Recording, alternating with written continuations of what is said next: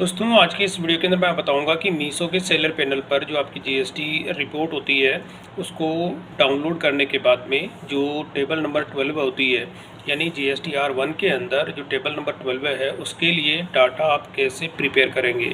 तो मीशो के अंदर जो जीएसटी रिपोर्ट जब आप डाउनलोड करते हैं तो डाउनलोड करने का जो प्रोसेस है, आप पेमेंट सेक्शन में जाएंगे और यहाँ पर डाउनलोड्स होता है और यहाँ से आप अपनी जीएसटी रिपोर्ट को डाउनलोड कर सकते हैं जो भी मंथ वाइज जैसे भी आपकी रिक्वायरमेंट होती है। जैसे मैं अभी मई मंथ की जो आपको बताना चाहूँगा कि मई मंथ की जो मेरी मीशो की जो रिपोर्ट है वो मैंने यहाँ पे डाउनलोड कर लिया है और उसके अंदर आपको दो जो है एक फ़ोल्डर जो होता है आपको जिप फाइल डाउनलोड होती है उसमें दो रिपोर्ट आपको देखने को मिलती है। तो दो के अंदर आप देखेंगे एक तो TCS सेल और एक सेकंड नंबर की होती है TCS सेल रिटर्न, यानी ये आपकी सेल को इंडिकेट करता है TCS सेल यानी कि जिस पर आपका TCS डिडक्ट किया गया है मीशो की ओर से, और सेकंड नंबर का होता है TCS सेल रिटर्न यानी कि आपकी जो रिटर्न्स आती है उन सब की ये रिपोर्ट है। तो सबसे पहले मैं आपको दिखा देता हूँ TCS सेल जो है इसका डाटा। इसमें आप देखेंगे कि जो आपकी सेल होती है वो सारा डाटा आपको इसमें देखने को मिलता है। अब यहाँ पर आपको क्या करना होता है कि दोनों सीट को आपस में आपको मर्ज करना है, क्योंकि आपको टेबल नंबर 12 जो होती है HSN वाइज जो समरी आपको जनरेट करनी होती है, तो उसके लिए क्या होता है परफेक्ट रिपोर्ट आपको अगर जनरेट करनी है तो दोनों सीट को आपस में आपको मर्ज करना होगा। तो ये मेरी सेल की रिपोर्ट है, इसमें थोड़ा सा डाटा कम या ज़्यादा जिसी सेल के ऊपर डिपेंड करता है। आपके पास हो सकता है कि ज़्यादा डाटा हो, यहाँ पे मेरी जो है थोड़ी सी ऑर्डर्स कम थे तो यहाँ पे मेरी एंट्री कम है। तो अब इसी तरह से मैं जो रिटर्न वाला सेक्शन आपको दिखा देता हूँ, रिटर्न वाली फाइल को भी मैं ओपन करके दिखाता हूँ। तो जो रिटर्न के अंदर होती है वो रिटर्न के अंदर आप ये देखेंगे ये सारी मेरी रिटर्न्स की हैं। तो अब यहाँ पर आपको एक हल्का सा चेंज करना है कि जो भी आपकी रिटर्न वाली जो होती है फाइल उसके अंदर जो भी टैक्सेबल आपकी वैल्यू होती है, मतलब जो भी आपकी सेल होती है उसको आपको माइनस के अंदर करना है। तो माइनस का मतलब ये होता है कि जो टोटल टैक्सेबल जो सेल है आपकी, आप देखेंगे कि ये टोटल टैक्सेबल सेल वैल्यू जो होती है इसको आपको नेगेटिव में कन्वर्ट करना है। तो सबसे पहले मैं इसको नंबर में कन्वर्ट करूँगा और इसके बाद में इस वाली वैल्यू को मैं इसमें नेगेटिव में कन्वर्ट करना है। टोटल टैक्सेबल सेल जो आपकी होती है इस वाले में फील्ड की बात कर रहा हूँ और यहाँ पर आपको नेगेटिव में कन्वर्ट करने के लिए -1 आपको एंटर करना है और यहाँ पर आपको कॉपी करके जो आपकी टैक्सेबल सेल है उसको सेलेक्ट करना है और राइट क्लिक करके पेस्ट स्पेशल में जाना है और यहाँ पे मल्टीप्लाई। तो टोटल आपके जितने भी नंबर थे वो सारे के सारे नेगेटिव में कन्वर्ट हो जाएंगे। तब मैं यहाँ पर मैं इसे कर देता हूँ डिलीट। तो ये चेंजेस आपको करना है और बाकी के जो डेसिमल्स हैं वो उनका आप अपने हिसाब से अरेंज कर सकते हैं। 2 डेसिमल में कर देता हूँ। अब मैं क्या करूँगा, ये पूरा का पूरा जो डाटा है इसको सेलेक्ट किया और यहाँ से मैं कर रहा हूँ कॉपी करने के बाद में जो सेल वैल्यू जो है सेल की जो आपकी रिपोर्ट है उसके अंदर मैं इसको पेस्ट करूँगा। तो यहाँ पर आके मैंने इसको पेस्ट किया, थोड़ा सा नीचे ले लेता हूँ। अब यहाँ पर आपको क्या करना होता है कि आपस में सारे फील्ड आपको चेक करना है कि कहीं पे कोई मिसमैच तो नहीं है, क्योंकि इसमें आप देखेंगे एक फील्ड मेरा मिसमैच हो रहा है और मिसमैच वाला ये वाला देखेंगे कि यहाँ पे जो कैंसिल जो यहाँ पे है फाइनेंशियल ईयर का, ठीक है, एक कॉलम इसमें एक्स्ट्रा है इस वाली सीट के अंदर। जो आप देखेंगे कि रिटर्न वाली जो डेट आ रही है, मतलब यहाँ पर अगर मैं इसको थोड़ा सा आप करके दिखाऊँ तो कैंसिल रिटर्न डेट, तो यहाँ पर ये वाला जो कॉलम इसका एक्स्ट्रा है इस कॉलम को आपको डिलीट करना है, क्योंकि जब आप इसमें फील्ड मैच नहीं होंगे तो आपका डाटा जो है एक्यूरेट बैठ नहीं पाएगा। तो इस वाले जो है इसको आपको डिलीट कर देना है, कॉलम को मैंने कर दिया डिलीट। अब आप देखेंगे ऊपर का जो फील्ड है और नीचे के फील्ड डाटा मेरा मैच हो गया है। अब मैं यहाँ पे बाकी का जो है एक्स्ट्रा जितने भी रो है इनको मैंने डिलीट कर दिया। तो अब ये मेरी जो है रिपोर्ट एक तरह की परफेक्ट तैयार हो गई है। अब आपको HSN वाइज जो समरी तैयार करनी होती है उसके लिए सबसे पहले आपको जो फील्ड मैं यहाँ पे हाईलाइट कर रहा हूँ HSN वाइज है, एक तो ये वाली फील्ड ये हाईलाइट किया, इसकी आपको ज़रूरत रहेगी।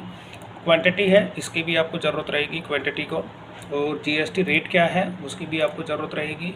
और टोटल जो यहाँ पर आप जो टैक्सेबल जो सेल मैंने निकाली थी, आप देखेंगे ये वाला जो था टोटल टैक्सेबल सेल, ये वाला जो है इसकी भी आपको ज़रूरत रहेगी। और बाकी टैक्स अमाउंट जो होता है वो टैक्स अमाउंट भी उसके अंदर आपको लेना होगा। अब यहाँ पर क्या होता है कि ये वाले जो नंबर है इनको भी अगर आपको नंबर में कन्वर्ट करना है तो आप नंबर में कन्वर्ट कर दीजिए इनको, जैसे कन्वर्ट टू नंबर, और डेसिमल जो है मैंने इनको सेट कर दिया 2 में। तो अब यहाँ पर मेरा डाटा जो होता है वो मैंने तैयार कर लिया है। इसमें आप देखेंगे रिटर्न भी शामिल हो गई और मेरी सेल की एंट्री भी इसमें आ गई। तो अब HSN वाइज समरी के लिए मैं क्या करूँगा, एक पाइवट टेबल में जनरेट करूँगा। अब जनरेट करने के लिए मैं पाइवट टेबल में जाता हूँ और यहाँ पर एक नई सीट के अंदर यहाँ पे मैं ले लेता हूँ एक न्यू सीट। एग्जिस्टिंग सीट के अंदर मुझे बनाने नहीं है, नई सीट के अंदर मैं ले लेता हूँ। और सबसे पहले मैं यहाँ पे ले लेता हूँ HSN जो कोड होता है वो मैंने यहाँ पे लिया HSN कोड। तो अब यहाँ पर आप देखेंगे कि HSN कोड जो होता है, ये सारे HSN कोड यहाँ पे आ गए हैं।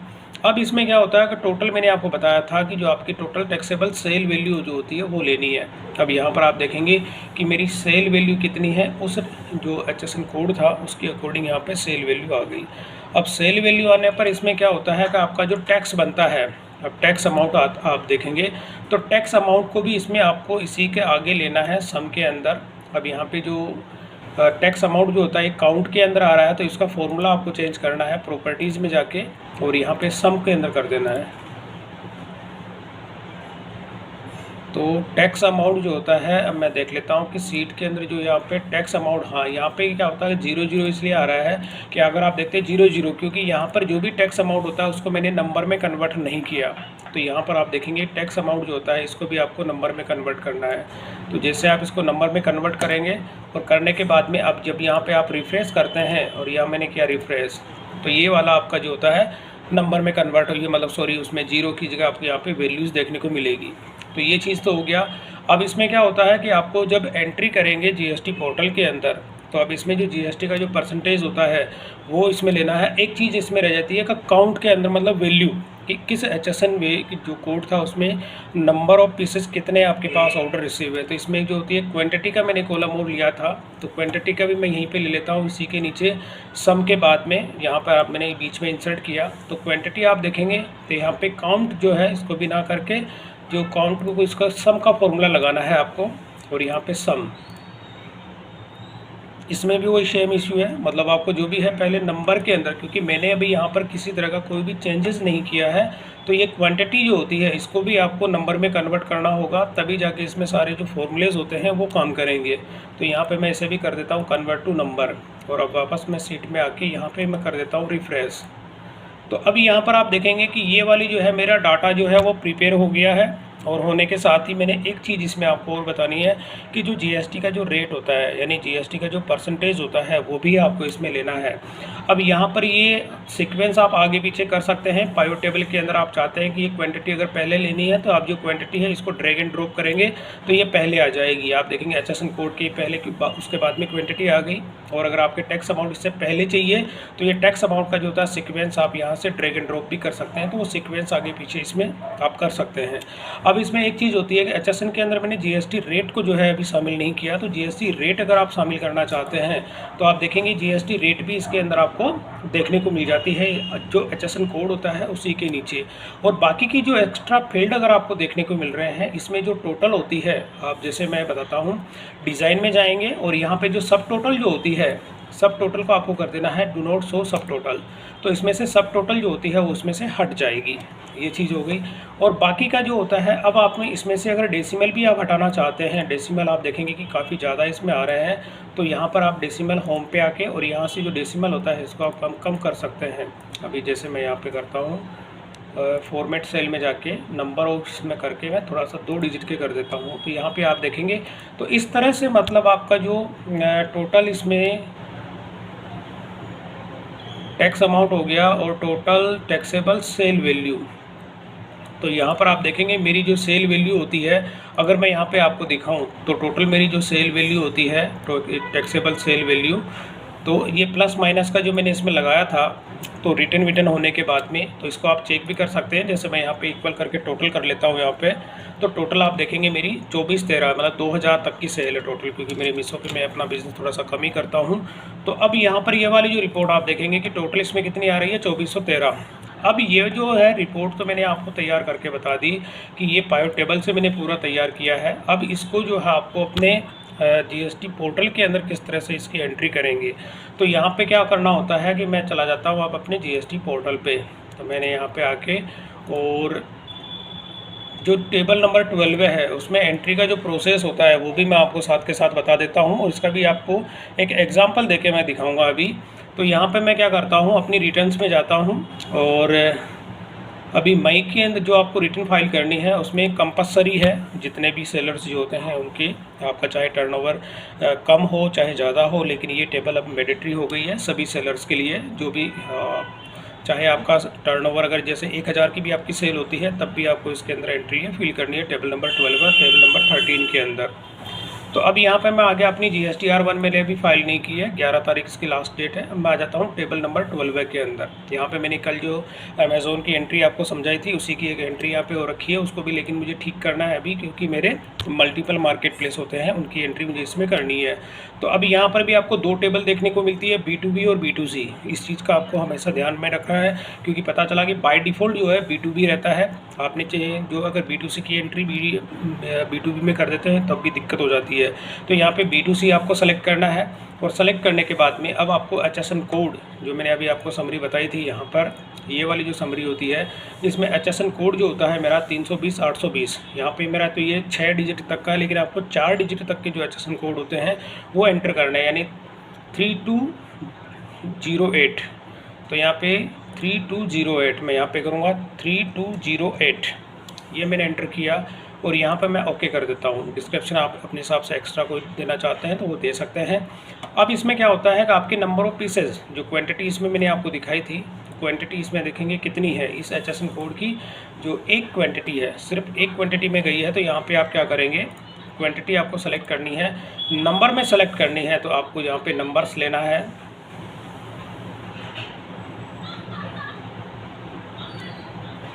ये नंबर का मतलब क्या होता है, कोई भी गुड्स अगर आप सेल करते हैं, जैसे कोई भी लिक्विड अगर हो गया तो लिक्विड को लीटर में आता है और कोई केजी में आता है, मतलब उसका मेजरिंग यूनिट क्या होता है वो चीज़ आप यहाँ पे आपको सेलेक्ट करनी है। बॉक्स होते हैं, कार्टून होते हैं, केजी होता है या नंबर ऑफ पीसेस होते हैं। और यहाँ पे होती है टोटल, इसमें आप देखेंगे कि इसकी जो क्वान्टिटी होती है, यहाँ पे मैंने लिखा 1, क्योंकि मेरा एक ही पीस HSN पे जो है वो सेल हुआ है। और इसकी टैक्सेबल वैल्यू कितनी थी, तो टैक्सेबल वैल्यू के लिए मैं बता दूं तो यहाँ पर क्या होता है, टैक्सेबल वैल्यू 230 रुपये 51 पैसा। तो जो भी रिपोर्ट आपकी बनती है 230 रुपये 51 पैसा आपको वो एंट्री यहाँ पे करना है। अब इसमें क्या होता है, इसमें GST का जो परसेंटेज होता है, अब मैंने एक चीज़ इसमें जो आपको बताई थी कि GST का जो परसेंटेज होता है यहाँ पे 18% है, क्योंकि मैंने इसी के नीचे यहाँ पे लिया था। तो GST कितने हैं, 18% है। तो आपको उसमें सेलेक्ट करना है GST का परसेंटेज, यानी 18% है। अब ये IGST है, CGST है या SGST है, तो ये आप देखेंगे तो यहाँ पे मैंने एक कॉलम जो रहता है वो ऐड नहीं किया, CGST का, SGST का और IGST का। तो अब यहाँ से आप एक कॉलम और इसमें ऐड कर सकते हैं। आप देखेंगे कि इसमें IGST CGST का जो कॉलम होता है, अब यहाँ पर अगर आप देखेंगे तो ये अभी इसके अंदर जो आप देखेंगे टैक्स जो अमाउंट था, GST रेट है यहाँ पर, तो अब इसमें CGST और SGST लोकल जो होती है वो आपको आइडेंटिफाई करनी होगी, क्योंकि अगर इसमें आप देखेंगे वो कॉलम आपको यहाँ पे इसमें ऐड नहीं किया। मीशो की रिपोर्ट के अंदर आपको वो चीज़ देखने को नहीं मिलती है। तो ये आपको थोड़ा सा मैनुअल यहाँ पे चेक करना पड़ेगा, क्योंकि इसमें क्या होता है आपको स्टेट जो है इंडिकेट करना होगा। मतलब HSN कोड आपको देखेंगे तो ये वाले जो HSN कोड होता है, मतलब ये जो समरी यहाँ पे जनरेट हुई है, इसमें थोड़ा सा एक ये इसमें कमी ये रहती है कि जो HSN कोड है इसमें IGST का और CGST का ये थोड़ा सा मैनुअल आपको चेक करने का प्रोसेस रहता है कि ये आपकी लोकल सेल है या दूसरे स्टेट की सेल है। तो अगर आपकी लोकल सेल रहती है तो आपको उसमें जो CGST और SGST होती है उसके अंदर ये टैक्सेबल जो अमाउंट होता है, मतलब मैंने आपको सम ऑफ टैक्स अमाउंट जो होता है इसके अंदर बताया था। तो 2 पार्ट में ये डिवाइड होता है। ये बस ये थोड़ा इसमें क्या होता है कंप्लीट रिपोर्ट नहीं दी है, तो यहाँ से आपको मैनुअल थोड़ा चेक करना रहेगा कि अगर आपकी लोकल सेल रहती है तो 2 में डिवाइड हो जाएगा ये टैक्स, और लोकल सेल नहीं है, क्योंकि ये वाला जो HSN कोड आप देखेंगे ये मेरी लोकल सेल नहीं है। तो मेरी लोकल सेल नहीं है तो ये IGST आएगा। और यहाँ पर मैं आपको बता देता हूँ कि जो IGST होता है अब इसका 18% है और IGST अमाउंट कितना है यहाँ पर 41। ये 41 आपको इसमें एंटर करना है, और एंटर करने के साथ ही अब आपको इसको कर देना है ऐड। तो ये प्रोसेस होता है मतलब मीशो के अंदर, कि मीशो की रिपोर्ट मैंने आपको बता दी।